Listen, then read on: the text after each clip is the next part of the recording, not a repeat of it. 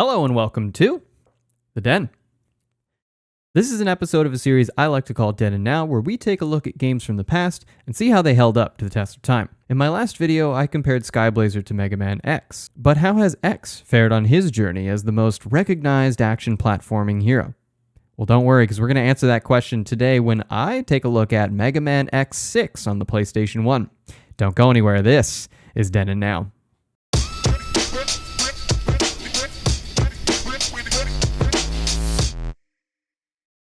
In the beginning, there was Mega Man for the Nintendo Entertainment System, and that's really bad box art. Who signed off on this? Mr. Jump and Shoot Man himself went on to enjoy a host of sequels, unimaginatively titled Mega Man 2, 3, 4, 5, and 6, where he would fight equally unimaginative bosses named after household appliances, toys, elements, and my favorite, Nightman.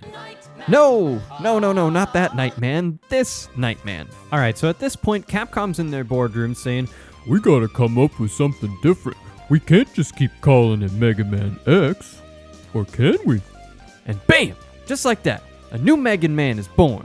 Hot off the canvas and ready for 16-bit, the Blue Bomber steps into a new era, which would also get its fair share of sequels, called 2, 3, 4, 5, and 6, which brings us to today's selection. Let's say you're fresh to the series, coming in for the first time on Mega Man X6.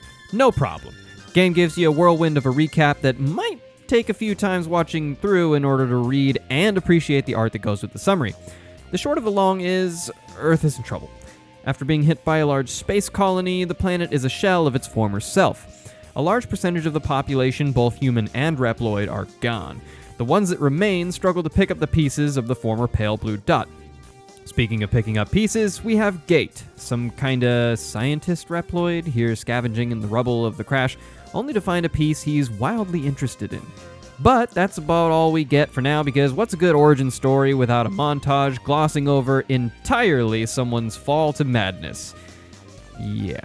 Anyways, a week later, he's all evil and stuff, blah-ha-ha, the whole 9 yards. He makes some claims about how he's gonna subjugate anyone who's wearing the wrong t-shirt and orders pumpkin spice lattes, you know, the usual evil stuff. Enter Mega Man X, or X, simply, as he's referred to more often than not nowadays. He's rather rudely woken up from a very well-deserved nap after defeating Sigma, and the poor guy doesn't even have a chance to know what's going on before being rushed out the door into danger yet again. X's mission, should you choose to accept it, is to defeat 8 baddies a la Mega Man staple and take down the creepy scientist guy who throws baddies at you left and right. I know this might be low-hanging fruit, but man, the localization is such a bum out at times. I mean, let's take for example the initial deployment of X here. You start out with this high sense of urgency, get there quick, I'll catch you up along the way. Okay, so you get to your destination as quickly as possible, just like a Power Ranger, pew pew, little light show, and boom, you're there. Okay, so you call Alpha on the radio, and they're like, "Hey, most of the good guys are now bad guys because you've been asleep so long." So you're like, "All right, no problem. I got my limited edition Zero Saber from the collector's edition. It's some sweet armor. I'm good." And then they're like, "Oh yeah, I didn't fix that quite right." So X literally says, "All right, anyway, I'll stop the mechaloids? To which our faithful guide says, "Okay, go through the front door." This conversation, if you can call it that, feels so hollow. There's no sense of urgency or foreboding, just casual conversation. Nothing in this conversation got me amped to play the game or excited for what's to come. This bit of forced dialogue only signaled to me that no useful information or story would be depicted in these very frequent radio messages from Alia. Thus, I largely ignored them for the rest of the game. If you've ever played a Mega Man game before, you know what you're in store for. Excellent artwork and 2D sprites. Some of the best in the genre, honestly.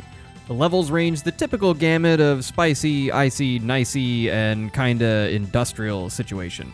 If it ain't broke, don't fix it, I guess. You'll not see anything game-changing in this title from the previous entries in the series, but it certainly meets expectations. How's the music, you ask? Well, I'll put it this way. There were a few levels that were so brutal I was wearing my buttocks like a hat, but you know what? The music kept me amped and enjoying the process. Mega Man X came out the gate on the Super Nintendo with mind-blowing, face-melting MIDI guitar at the time. The PlayStation CD audio quality doesn't fall flat here, especially in Blaze Heatnix's stage, which is good. because anything to distract from how frustrating that level is truly a blessing. I may have slipped into a bit of madness myself at that level, and if you want to watch me rage while filming this series, head on down to twitch.tv/denafterdark. Being the 6th installment in a rather successful series, they've polished and perfected the controls and hitboxes of enemies and X alike to be almost flawless. That's not to say the level design was flawless either. In fact, I think it's anything but. A lot of the difficulty in this game seems to originate from a ruthless assault on the player with every dirty trick in the book. You've got big dumb circle robots trying to run you over and shoot you with their green orbs of destruction. You got this guy just going ham with the lasers, and that's not even the laser stage. You're sometimes even tasked to navigate these hellscapes with spikes below you, which will always insta-kill you in any Mega Man game. Sure, he's got metal feet, and he's a robot who can get smacked endlessly and shot through the chest completely in some games, but metal spikes? Well, that's your Achilles heel. There's a term for the type of difficulty used in X6, Nintendo Hard. A not-so-subtle nod to gaming's maiden voyage to the home market, as game developers made titles using the same development style used on arcade cabinets. Quarter-eating, joystick-throttling, button-smashing, rage-inducing difficulty that was used to otherwise pad out short titles with false length due to its difficulty and demand for perfect execution.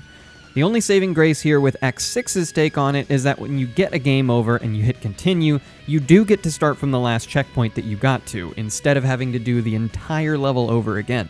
If it weren't for that, I'd have put the game back on the shelf after the 3rd hour, no joke. Throughout the levels, you find stranded Reploids that need to be saved. These Reploids not only give you a spot of health or an extra life when you save them, but they also have a chance to give you some upgrades to your arsenal. Not quite the proper weapon acquisition that you would normally get from a boss, but they're very valuable upgrades that can change the way you play drastically. For example, there's one that allows you to charge your X-Buster up in half the time that it would normally take. In the same vein, there's also one that makes it so that every shot you fire out of your Buster is a charge shot. Though there is a cooldown before you can fire again, and annoyingly enough, this also affects your special weapon shots, so I wouldn't exactly recommend that one.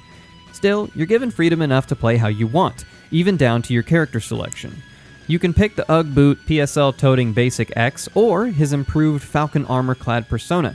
I originally thought this was just for cosmetics and picked X at the beginning, only to be curious and realize that the Falcon armor drastically reduced the damage you take, as well as giving you access to certain abilities that you would otherwise not have access to with regular X, like mid-air dashing. Mega Man X6 delivers most of the things you would expect in a Mega Man game, and some you don't. The level design is frustrating at times, and the writing certainly needs some help.